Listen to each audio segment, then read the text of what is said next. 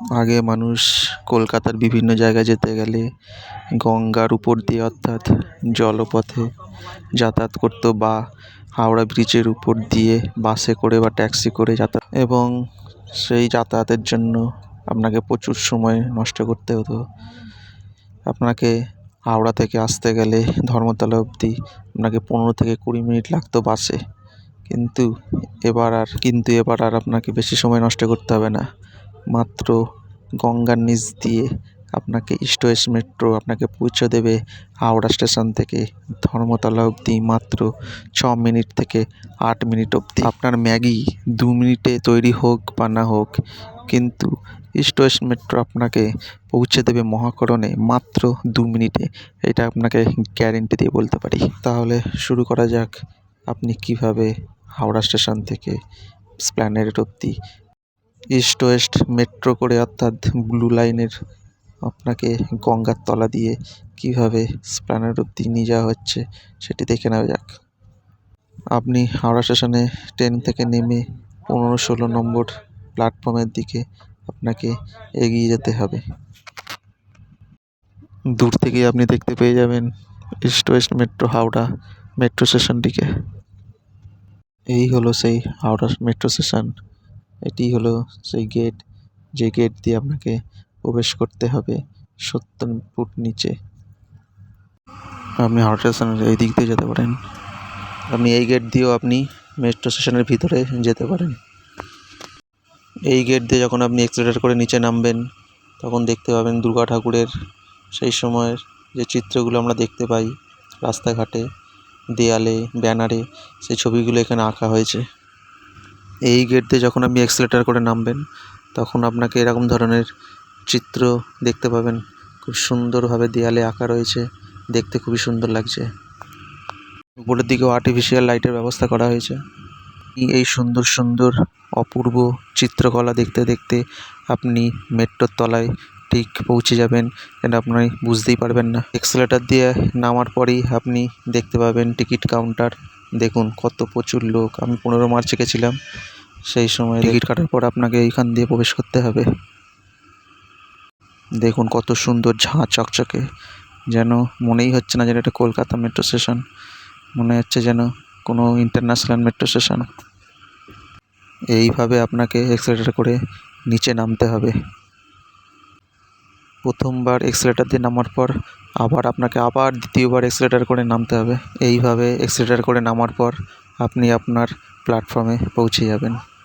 আপনি লিফটে করেও আপনি প্ল্যাটফর্মে নামতে পারেন।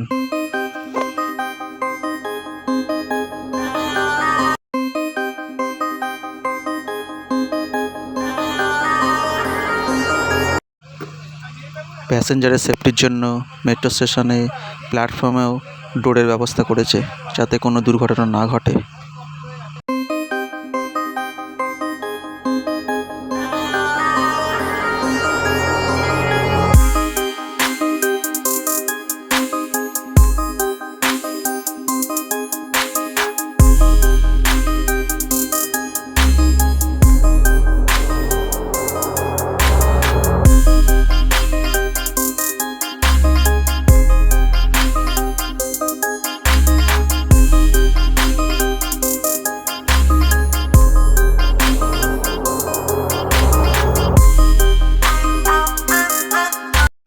এখন মেট্রো ছুটেছে গঙ্গার তলা দিয়ে। সেই রোমাঞ্চকর অনুভূতির জন্য মানুষ এতদিন অপেক্ষা করেছিল।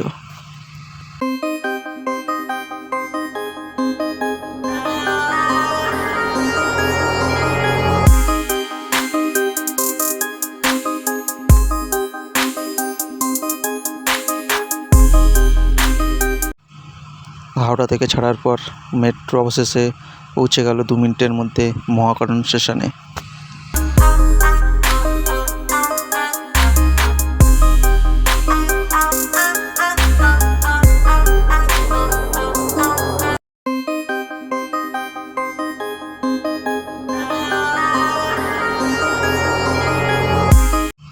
অবশেষে আমরা এসপ্ল্যানেড স্টেশনে চলে এলাম মাত্র 6 মিনিটে। এসপ্ল্যানেড স্টেশনে পৌঁছানোর পর আপনাকে এইভাবে লিফটে করে উপরে উঠে যেতে হবে। উপরে ওঠার পর এবার আপনি যদি চান ব্লু লাইনের দিকে যেতে পারেন, এবং আপনি যদি পুরোপুরি এক্সিট হয়ে তাহলে অ্যাক্সিলারেটর করে উপরে উঠে যাবেন। উপরে উঠে একদম বাইরে বেরিয়ে যাবেন।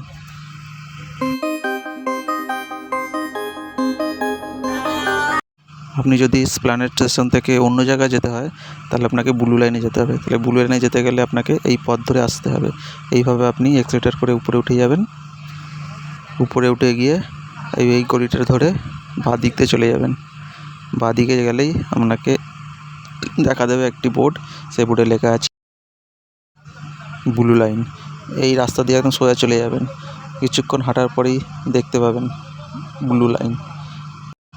এইখান দিয়ে আপনি পুরোপুরি এক্সিট হয়ে যেতে পারবেন, এবং ডান দিক দিয়ে চলে গেলে আপনি আপনার ট্রেন চেঞ্জ করতে পারবেন। আপনি যখন আবার এসপ্ল্যানেড থেকে অর্থাৎ ব্লু লাইন থেকে আপনি যখন আবার গ্রিন লাইনে যাবেন, ঠিক এইভাবে এই পথ ধরেই আপনি চলে আসবেন। এইভাবে আপনি নেমে যাবেন এসকেলেটর করে। এসকেলেটর যেতে যেতে দেখতে পাবেন এত সুন্দর সুন্দর চিত্রগুলি। এই চিত্রগুলি দেখতে দেখতে আপনি গ্রিন লাইনের দিকে চলে যাবেন, অর্থাৎ আপনি হাওড়া স্টেশনে যাওয়ার যে মেট্রো স্টেশন দাঁড়িয়ে আছে সেখানে। তাহলে ভিডিওটা এখানেই শেষ করছি। যদি ভিডিওটা ভালো লাগে তাহলে লাইক, কমেন্ট, শেয়ার করে দেবেন, এবং অবশ্যই চ্যানেলটা সাবস্ক্রাইব করে দেবেন। তাহলে খুব ভালো লাগবে।